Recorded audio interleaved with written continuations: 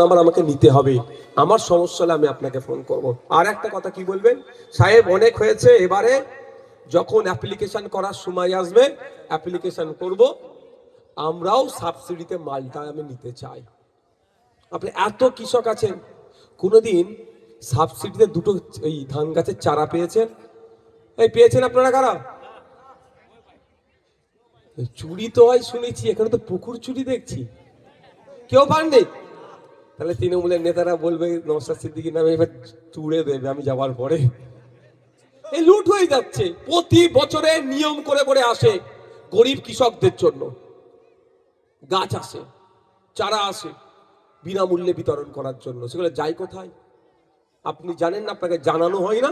Bypass হয়ে একবার আসলো, নোট হলো, চলে গেল মার্কেটে বিক্রি হতে, আবার আপনি ওই চারাগুলো আবার হয়তো কিনে নিয়ে আসছেন, এসে লাগাচ্ছেন। তাই বন্ধুগণ, আমাকে আরো দুটো বিষয় আমাকে বক্তব্য দিতে জন্য রিকোয়েস্ট করছে, ওয়াকাফ আর এসআইআর। এসআইআরটা বলি আমি, আমার বক্তব্য মনে আপনারা শুনেছিলেন যে এসআইআর নিয়ে আতঙ্কিত হবেন না, এই বক্তব্য বলার জন্য আমাকে অনেকে বলেছে বিজেপির দালাল হ্যান ত্যান। আচ্ছা, আপনি আতঙ্কিত হলে সমস্যা কি সমাধান হয়ে যাবে? যে গণনা ফর্মটা দিয়েছিল, ওই গণনা ফর্মটা যদি আতঙ্কিত হয়ে ফিল আপ করেন তো ভুল হবে, আর ঠান্ডা মাথায় ফিল আপ করলে ঠিক হবে। আমি একটা উদাহরণ দিচ্ছি, আপনারা চাষি ভুষি মানুষ আরো ভালো বলতে পারবে, গ্রামীণ সমস্যা এটা। সাপে কামড়ে মারা গেছে, এই ধরনের ঘটনা এখানে অহরহ আছে তো। আবার সাপে কামড়ে হসপিটালে পৌঁছে গিয়েছে, বেঁচে গিয়েছে, এই ধরনের ঘটনা আছে। সাপে কাটার সাথে সাথে মারা গেছে, এটা ঘটনা আছে তো। কিন্তু মেডিকেল সায়েন্স বলছে 100 মিনিটের মধ্যে 100 মিলিগ্রাম অ্যান্টিভেনাম বা এভিএস যদি তার শরীরে প্রয়োগ করা হয়, সাপে কাটা রোগীর সে বেঁচে যাবে। মেডিকেল সায়েন্স এটা বলছে।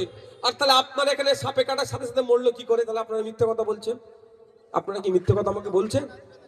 আপনারাও সত্যি কথা বলছেন, মেডিকেল সায়েন্সও সত্যি কথা বলছে। কিন্তু জানতে হবে, সাপের কামড়ে সাথে সাথে কোনো রোগী মরে না। মরে কেন জানেন? হার্ট অ্যাটাক করে, ভয় পেয়ে, আতঙ্কে মারা যায়। তো আপনাকে যদি আতঙ্ক ঢুকিয়ে দিয়ে এসআইআর এর ও ভালো ফর্মে আপনি ভুল করবেন, ভালো জিনিসও ভুল করবেন। যেমন সাপে কাটার সাথে সাথে সাথে মরেছে, সাপে কাটলে যতই বিষধর সাপ হোক না কেন, সাপে কাটলে সাথে সাথে মরে না। 100 মিনিটের মধ্যে যদি ওকে শরীরে অ্যান্টিভেনাম দিয়ে দেওয়া হয় তাহলে সে মরবে না। এই সাপে কাটার কথা হচ্ছে, আবার একটা কৃষকের কথা মনে পড়ে গেল। কৃষকরা সাপে কেটে মারা যায় তো 2 লক্ষ টাকা ক্ষতিপূরণ পাওয়া যায়। কেউ এর আগে বলেছে আপনাদের? তাহলে 2 লক্ষ টাকা কেন বলেনি? হয়তো দেখুন আপনার পরিবারের কেউ সাপে কেটে মারা গেছে, নেতা বাবু 2 লক্ষ টাকা আপনার পরিবারের নামে তুলে খেয়ে নিয়েছে, ওই জন্য বলেনি। দেখুন, আমি একটা যে কথা বলছি তথ্যের বাইরে আমি একটা কথা বলছি না। আমি আপনাদের বললাম চোর ডাকাত নিয়ে, তাহলে চোরকে ডাকাত আপনারা বুঝতে পারছেন তো। আপনারা চাষিভুষি মানুষ, গরু আছে, ছাগল আছে, গরিব মানুষ, মাঠে ঘাটে বেঁধে রাখেন। আর বর্ষার সময় বাজ পড়ে অনেক মানুষ, কৃষকরা মারা যায় তো। বাজ পড়ে মারা গেলে 2 লক্ষ টাকা ক্ষতিপূরণ পাওয়া যায়। কজন পেয়েছেন এখানে? অনেকে মারা গেছে তো, বা জানতেন কজন বলুন? একজন যদি জেনে থাকে হাত তুলে দেখালে আমি নিজেকে বলবো না, আমার সরকার ঠিক চলছে বাংলার। একজনে জানেন আমি দুটো কথা বললাম, তাহলে কোথায় যাচ্ছে টাকাগুলো? জানাচ্ছে না কেন?